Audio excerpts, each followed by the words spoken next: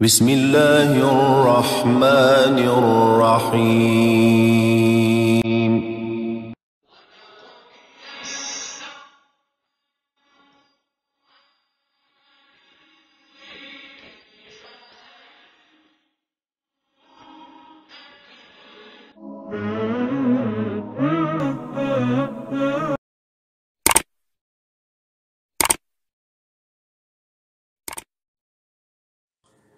الحمدللہ والصلاة والسلام علی رسول اللہ وبعد۔ سورۃ الحجر آیت نمبر 1 سے شروع کر رہے ہیں اللہ کی توفیق سے۔ اعوذ باللہ من الشیطان الرجیم، بسم اللہ الرحمن الرحیم۔ الف لام را، یہ حروف مقطعات ہیں جو مختلف سورتوں کے شروع میں آ رہے ہیں۔ تلک آیات الکتاب وقرآن مبین، یہ کامل کتاب اور واضح قرآن کی آیات ہیں۔ قرآن پاک کی آیات کے بارے میں اللہ ذوالجلال والاکرام نے ابتدا میں وضاحت فرمائی۔ بہت دفعہ وہ لوگ جنہوں نے کفر کیا وہ چاہیں گے کاش کہ وہ کسی طرح مسلمان ہوتے، یعنی آخرت کی جیسے ہی منازل شروع ہوں گی، جان نکلنے سے لے کر پھر آگے جہنم، اور پھر جہنم میں جا کر بھی کئی بار کافر چاہیں گے کاش وہ دنیا میں مسلمان ہوتے۔ فرمایا انہیں چھوڑ دیجئے، وہ کھائیں اور فائدہ اٹھائیں اور انہیں امید غافل رکھے، پھر جلد ہی یہ لوگ جان لیں گے۔ یعنی اب دنیا کے اندر ان کو چھوڑ دیں، کھا رہے ہیں، پی رہے ہیں، دنیا سے فائدہ اٹھا رہے ہیں، امیدیں لبی باندھی ہوئی ہیں اور اپنی امیدوں کو پورا کر رہے ہیں۔ کافر کی زندگی ہوتی ایسی ہے۔ اور ہم نے ان سے پہلے کسی بستی کو ہلاک نہیں کیا مگر اس حال میں کہ اس کے لیے ایک مقرر لکھا ہوا وقت تھا۔ پہلے اللہ کا رسول آیا، اس نے بتایا، سمجھایا، قوم نہ مانی، پھر اللہ کی طرف سے عذاب کا وعدہ دیا گیا، پھر اس کے بعد اللہ کی طرف سے پکڑ آئی۔ کوئی امت اپنے مقررہ وقت سے نہ آگے بڑھتی ہے اور نہ پیچھے رہتی ہے۔ جو وقت مقرر ہوتا ہے نا، بس اسی پر ان کے ساتھ جو ہونا ہوتا ہے وہ ہوتا ہے۔ اور انہوں نے کہا اے وہ شخص جس پر یہ نصیحت نازل کی گئی ہے، بے شک تو دیوانہ ہے۔ معاذ اللہ، رسول اللہ صلی اللہ علیہ وسلم سے اس قسم کی بات کی گئی، آپ سے پہلے والے رسولوں سے بھی اسی قسم کی باتیں کی گئیں۔ فرمایا اللہ ذوالجلال والاکرام نے، انہوں نے کہا کہ بے شک تو دیوانہ ہے، معاذ اللہ، تو ہمارے پاس فرشتے کیوں نہیں لے آتا اگر تو واقعی سچوں میں سے ہے۔ اللہ ذوالجلال والاکرام نے جواب میں فرمایا ہم فرشتوں کو نہیں اتارتے مگر حق کے ساتھ۔ فرشتے اسی وقت اترتے ہیں جب کوئی عذاب کا فیصلہ ہونا ہوتا ہے یا دیگر جو مقاصد ہیں، تو اللہ حق کے ساتھ ہی ان کو بھیجتا ہے۔ اور اس وقت جب کافروں کے مطالبے پر فرشتے اترتے ہیں نا عذاب لے کر، پھر اس وقت ان کو مہلت نہیں دی جاتی۔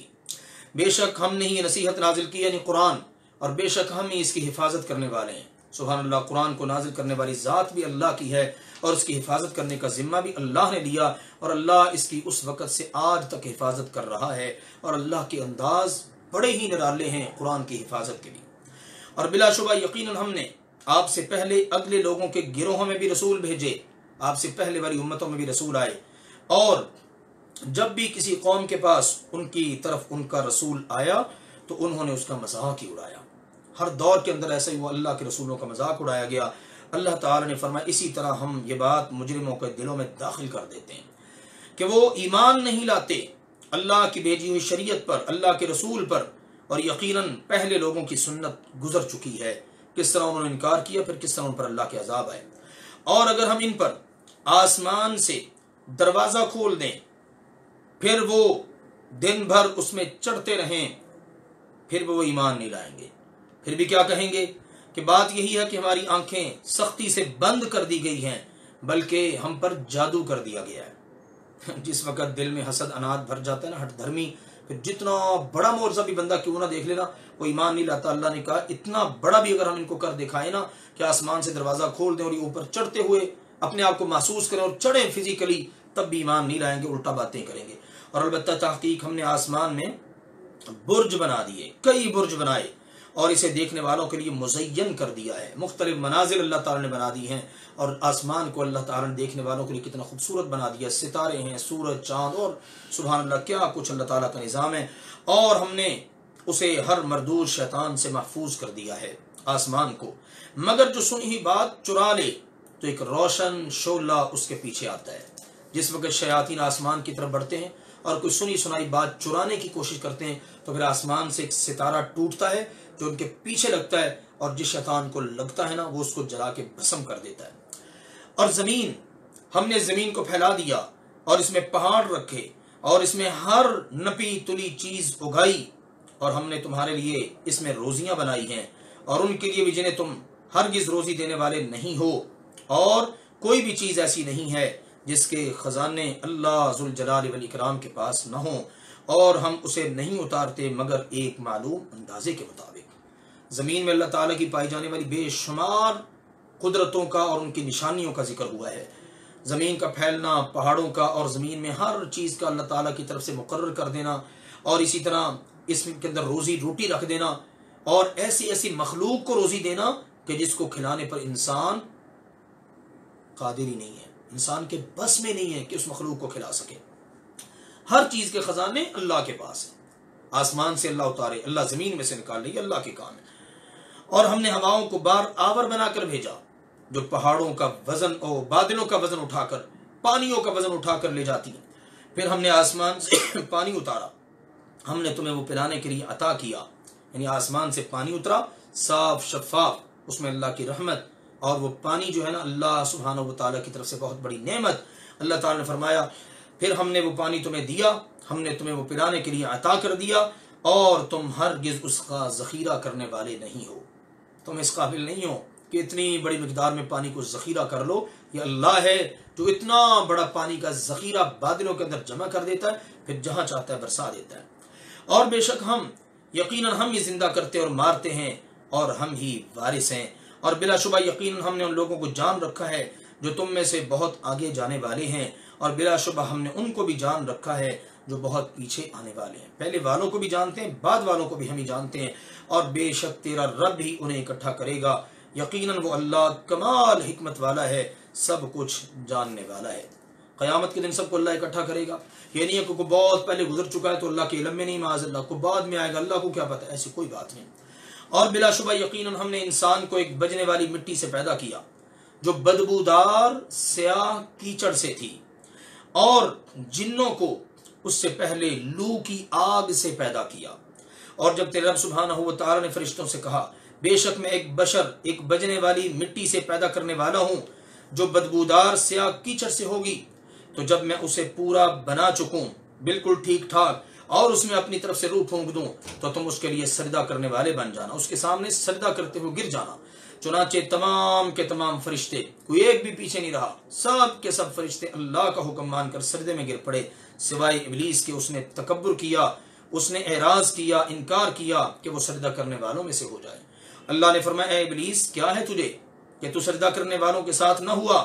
اس نے کہا اے اللہ میں بشر کو سجدہ کرنے والا نہیں ہوں، اس کو تو نے بجنے والی مٹی سے پیدا کیا ہے جو کہ بدبودار سیاہ کیچڑ سے ہے۔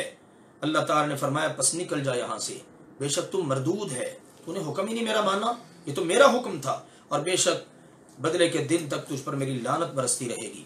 اس نے کہا میرے رب مجھے مہلت عطا فرما دے، پھر اس دن تک جس دن اکٹھا کیا جائے گا ان سب کو، جب تو نے ان سب کو جمع کرنا ہے، ارشاد فرمایا جا تو مہلت دیے گئےوں میں سے ہے اس دن تک جس کا وقت معلوم ہے۔ کہنے لگا اے میرے رب اس وجہ سے کہ تو نے مجھے گمراہ کیا ہے، میں اب ضرور ان کے لیے زمین میں جو ہے اس کو مزین کروں گا، خوشنما بنا کے ان کے سامنے پیش کروں گا، اور ان سب کو میں گمراہ کروں گا سوائے ان میں سے تیرے مخلص بندوں کے۔ اللہ تعالی نے فرمایا یہ میرا صراط مستقیم ہے، یہ صراط مستقیم ہے، راستہ ہے، یہ مجھ پر رہا، میں اپنے بندوں کو سیدھے راستے پر چلاؤں گا، بے شک میرے بندے ان پر تیرا کوئی زور نہیں چلے گا مگر گمراہ ہونے والوں میں سے جو تیرے پیروکار ہوں گے، گمراہ ہونے والوں میں سے جو تیرے پیچھے چلیں گے نا ان پر ہی تیرا زور چلے گا، میرے بندوں پر تیرا زور نہیں چلے گا۔ اور سن یقیناً جہنم ہی ان سب لوگوں کا پھر ٹھکانہ ہے جو تیرے پیچھے چلیں گے۔ اس جہنم کے 7 دروازے ہیں، ان میں سے ہر دروازے کا ایک حصہ ہے تقسیم کیا ہوا، کس نے کس دروازے سے جانا ہے اس کو پتہ چل جائے گا۔ اللہ ہمیں ایسے انجام سے اپنی پناہ میں رکھے۔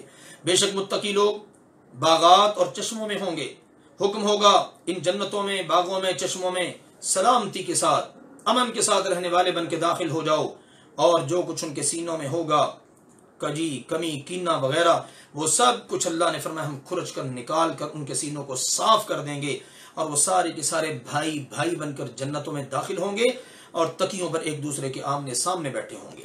ان کو وہاں پر نہ تو تھکاوٹ پہنچے گی اور نہ ہی وہ وہاں سے نکلنے والے ہوں گے۔ ایسا نہیں ہوگا کہ کبھی تھک جائیں گے، نہیں، ایسی اللہ قوتیں، ایسے جسم اللہ عطا کرے گا جو کبھی نہیں تھکیں گے، اور وہاں جنتوں میں سے ان کو کبھی نکلنا بھی نہیں ہے۔ اللہ ہم سب کا یہی انجام بنائے۔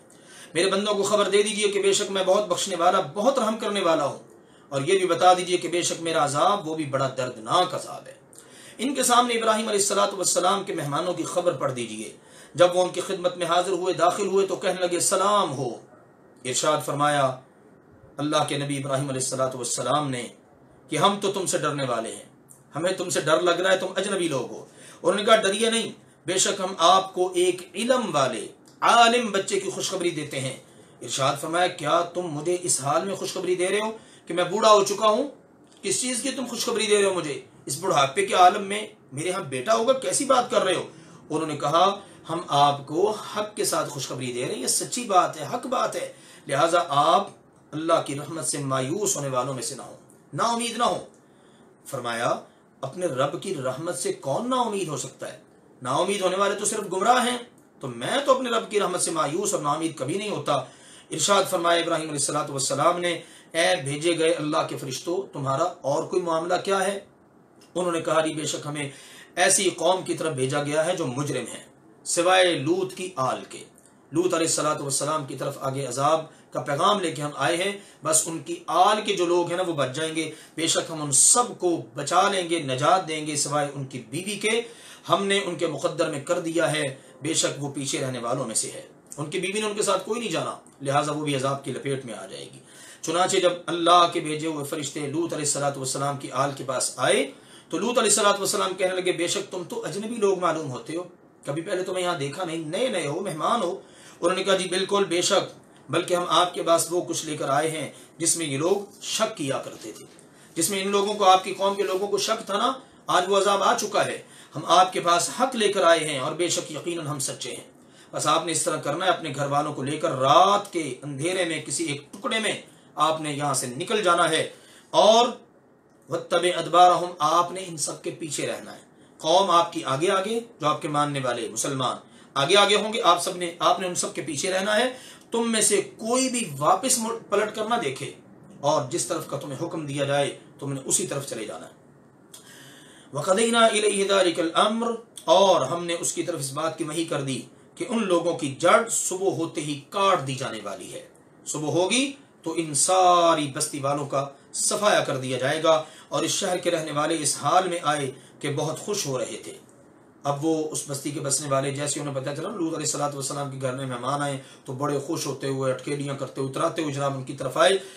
لوط علیہ السلام نے کہا یہ لوگ تو میرے مہمان ہیں، لہذا مجھے ذلیل نہ کرو، میرے مہمانوں کے سامنے مجھے رسوا نہ کرو، اللہ سے ڈرو اور مجھے رسوا نہ کرو۔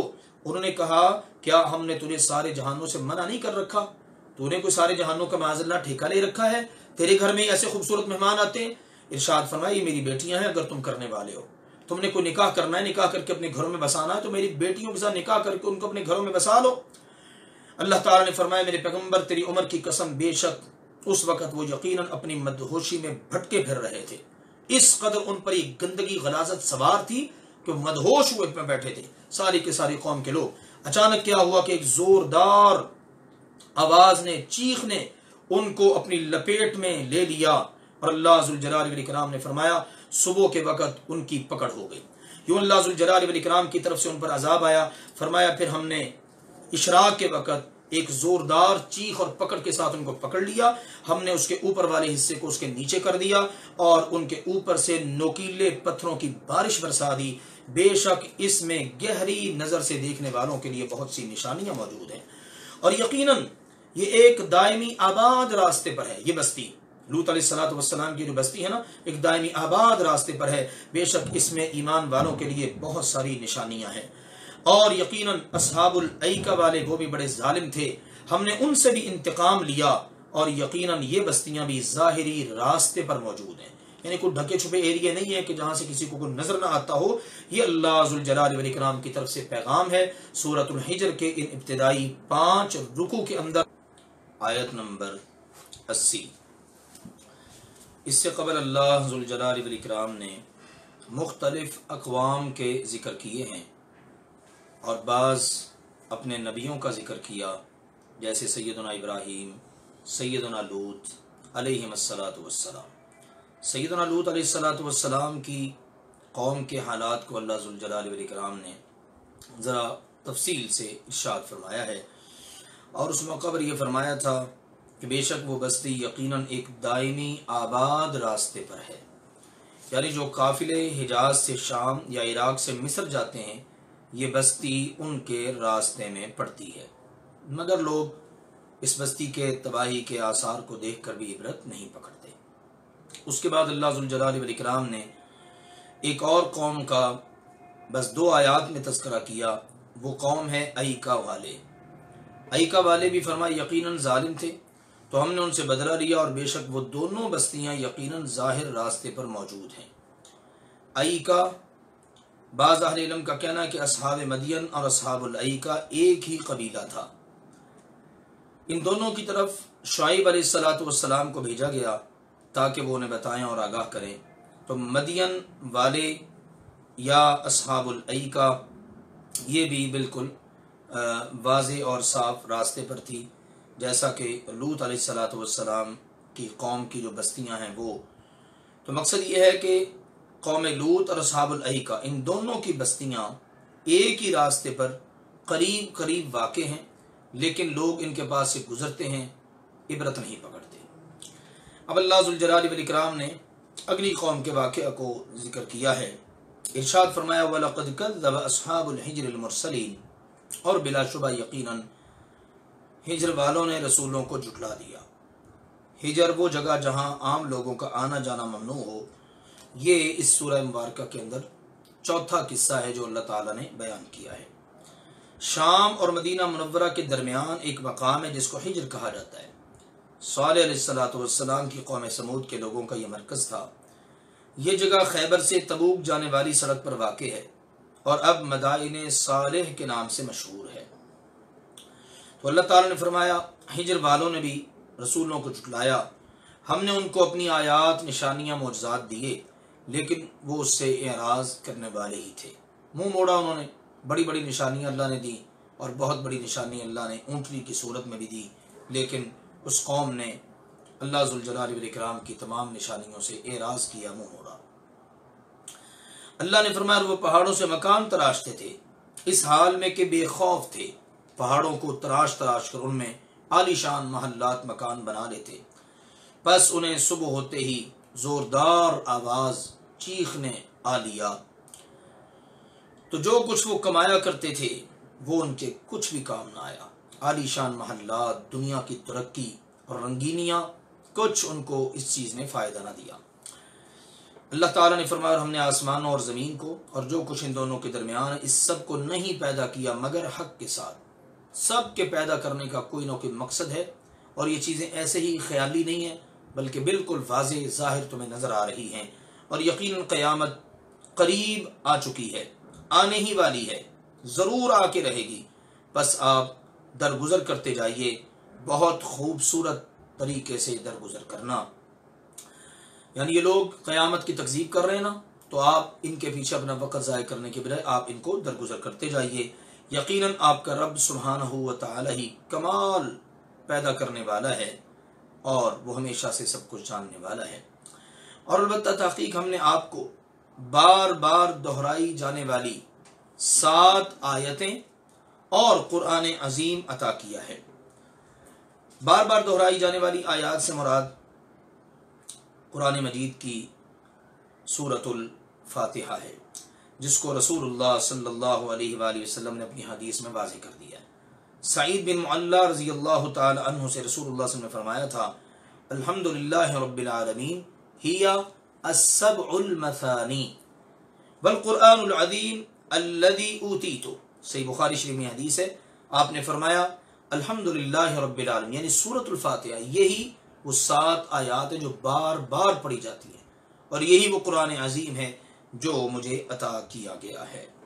تو یہ ہے کہ اللہ ذوالجلال والاکرام نے آپ کو سورۃ الفاتحہ عطا فرمائی، اور یہی ام القرآن بھی ہے، یہی 7 بار بار پڑھی جانے والی آیات بھی ہیں، اور یہی قرآن عظیم بھی ہے۔ کتنا بڑا اللہ کی طرف سے یہ انعام ہے۔